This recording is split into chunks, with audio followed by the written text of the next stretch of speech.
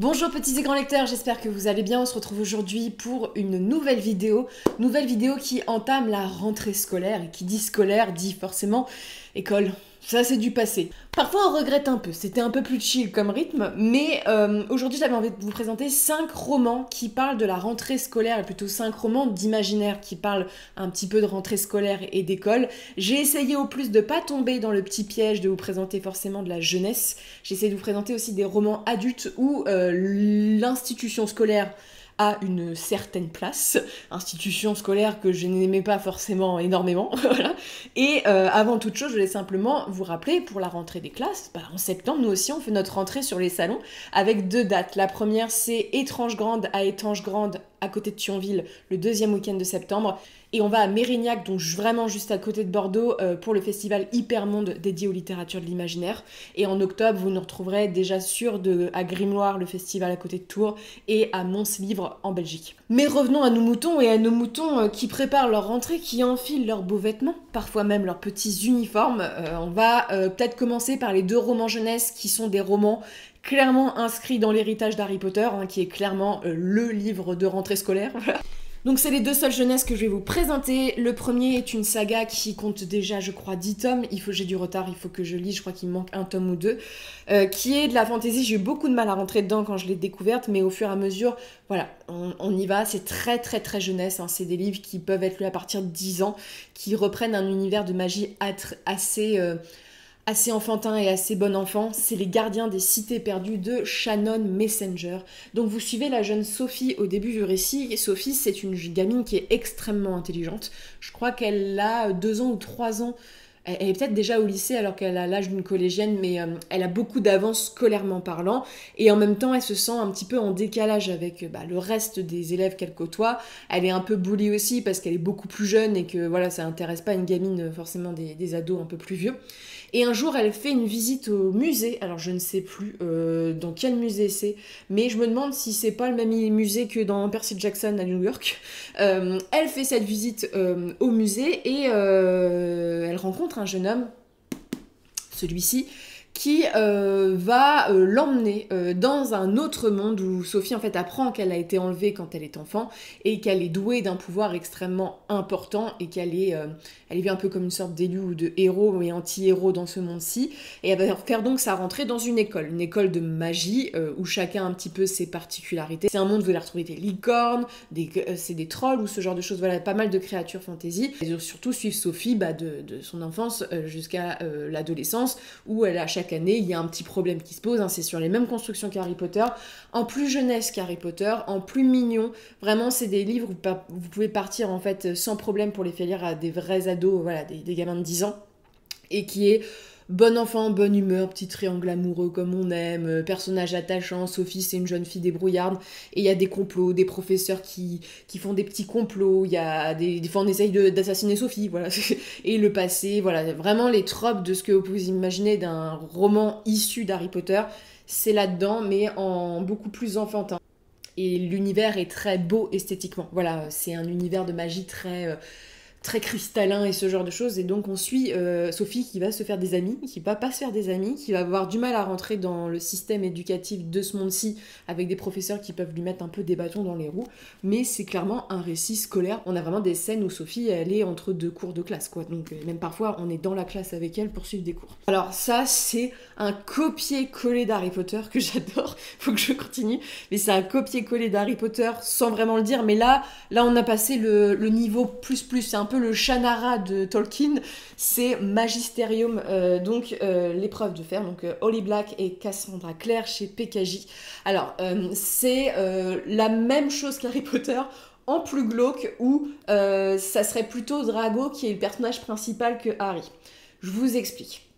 On suit donc c'est Callum, qui est au début du roman, c'est un bébé qui, on va le retrouver survivant d'un massacre. Du genre, tout le monde a été massacré, y compris sa mère. On sait que Callum, c'est un sorcier. Son père va lui cacher pendant des années, en fait il le sait parce que voilà, il a des dons, mais son père lui dit il faut absolument pas que tu les montres parce que les gens du monde de la magie, ils vont vouloir t'assassiner. Donc Kaloum, il va être repéré, il va essayer de rater l'examen, voilà, pour dire qu'il est pas très doué et tout, et en fait, il va se faire avoir, et il va rentrer dans cette école, va se faire le meilleur ami d'une nana extrêmement riche et intelligente, voilà, la Hermione Granger, et du beau gosse populaire qui serait un peu un Harry, un peu un mélange de Harry et Ron, sauf que le problème c'est que Kaloum, dans cet univers-ci, il est vu comme le anti-héros suprême, en fait, il est vu comme quelqu'un de maudit, clairement. Et tous les trois vont être confrontés à chaque fois à des problèmes, sachant que Kaloum est souvent la victime de ce problème parce que c'est facile de lui taper dessus parce que personne ne l'aime. Voilà, dans ce récit. Mais on est sur un grand méchant, un trio d'or qui doit combattre les forces du mal, mais avec cette note de héros principal détesté. Tu vois, c'est le anti-Harry dans le sens que quand Harry arrive à Poudlard, tout le monde est en mode Harry, on t'aime. Là, c'est pas du tout la même ambiance. Voilà. Et lui, il vit un peu dans l'ombre. En fait, il a ce côté de Ron aussi où il vit dans l'ombre des deux autres, et c'est intéressant d'avoir ce point de vue là aussi, mais voilà, clairement si vous avez aimé Harry Potter, vous allez aimer Magisterium, on est clairement dans le même genre d'histoire. Là on passe sur des choses beaucoup plus adultes. Là, on passe la vitesse supérieure. Le premier, c'est une... J'ai lu que les 2 premiers tomes, je sais pas si le 3e est sorti, comme je suis plus partenaire avec Jeune, je me suis pas trop tenue au courant, mais c'est Les Dieux Silencieux de donc Justin Cole, Les Maîtres des Chagrins, le premier tome. C'est un roman de fantasy adulte qui se passe dans l'univers de l'académie. Donc, c'est Anève de Bref. Anève, il a une vie un peu pourrie comme Kaloum, c'est-à-dire que il est issu d'un sacrifice, voilà, on a sacrifié, et en fait les gens qui ont tué ses proches le prennent sous leur aile, l'éduquent jusqu'à ses 17 ans, et à 17 ans l'envoient à l'académie dans un but très précis. Et Anève, il a en lui une magie interdite, il y a beaucoup de choses qui sont liées à la magie, avec des artefacts, à la magie qui est liée aussi au handicap, qui est assez chouette dans le texte. Et Anève, en fait, son destin va être bouleversé, où il va vite se rendre compte que pour survivre dans cette académie, il va devoir trahir les siens, ses amis, ses proches avec qui il connaît depuis longtemps, et surtout devoir commettre un meurtre, ce qu'il n'a pas forcément envie de faire. Et donc Anève va se retrouver en fait plongé dans des complots politiques qui le dépassent énormément, dans une grande quête d'aventure qui se passe en partie dans l'académie, ce qu'il me semble, parce que ça fait longtemps que j'ai lu celui-ci, qu'il y a des espèces d'épreuves à passer pour...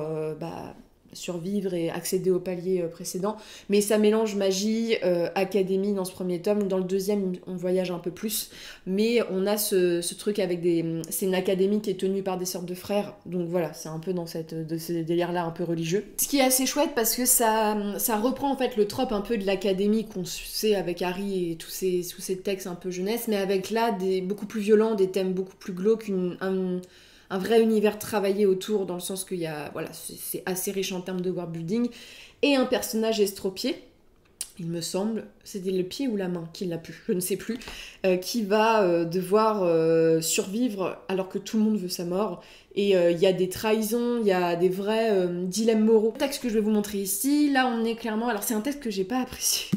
J'ai pas apprécié non plus l'adaptation, mais je l'ai lu. C'est un texte qui a été considéré comme le Harry Potter pour les adultes. Voilà, souvent quand il a été vendu comme ça, hein, on en a beaucoup parlé comme ceci.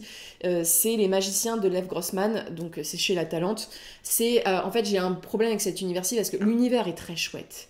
L'histoire me convainc moins, mais en fait j'ai beaucoup de mal avec les personnages que je trouve insupportables. Voilà. Comment il s'appelle ? Oui, c'est Quentin, à 17 ans, qui est brillant pour son âge, hein. Voilà, il s'ennuie, c'est un élève brillant. Tu vois les tropes, hein, ça revient souvent.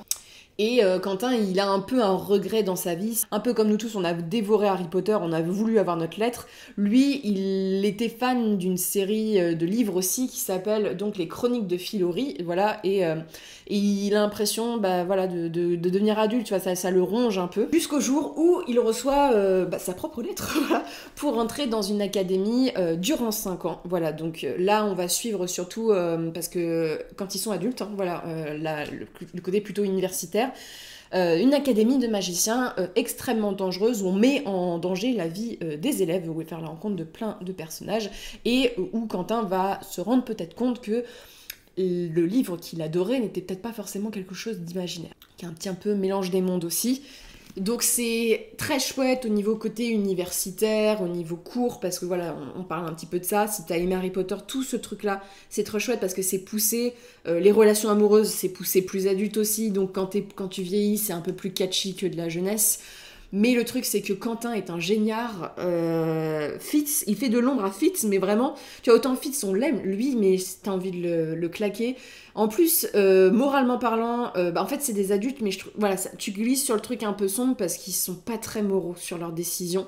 Il y a des personnages qui sont très très cool, mais en fait, Quentin et d'autres, notamment personnages féminins que j'ai pas appréciés non plus. Voilà, j'ai moyennement accroché à ça et surtout l'histoire en soi était un peu avec le livre magique et tout, m'a pas forcément convaincu, mais on est clairement sur de la rentrée scolaire, du genre c'est vraiment le trope de Stop 6, c'est ça. Et donc on a ces années de formation pour le coup et c'est assez réjouissant d'avoir un livre qui traite du milieu scolaire un peu plus adulte, mais c'est vrai qu'il faut avoir des personnages intéressants aussi et une narration un peu intéressante. Là, je trouvais que c'était plat-plat en fait. C'est plus de l'exposition dans ce tome-ci et la trame narrative principale m'avait pas forcément convaincue. Et enfin, alors là, c'est une saga où l'université a une place, où on va suivre des profs en majorité. On a des tomes aussi, on suit le personnage que je vais vous présenter dans ses cours. Mais là, j'avais envie de vous présenter le tome en fait où le personnage rentre, essaye, parce que là, c'est pas, mais elle a du mal à rentrer dans l'université. C'est la 8e fille de Terry Pratchett. Donc, qui est un tome, premier tome du cycle des sorcières, mais aussi qui est très lié au cycle des mages avec Rinzan.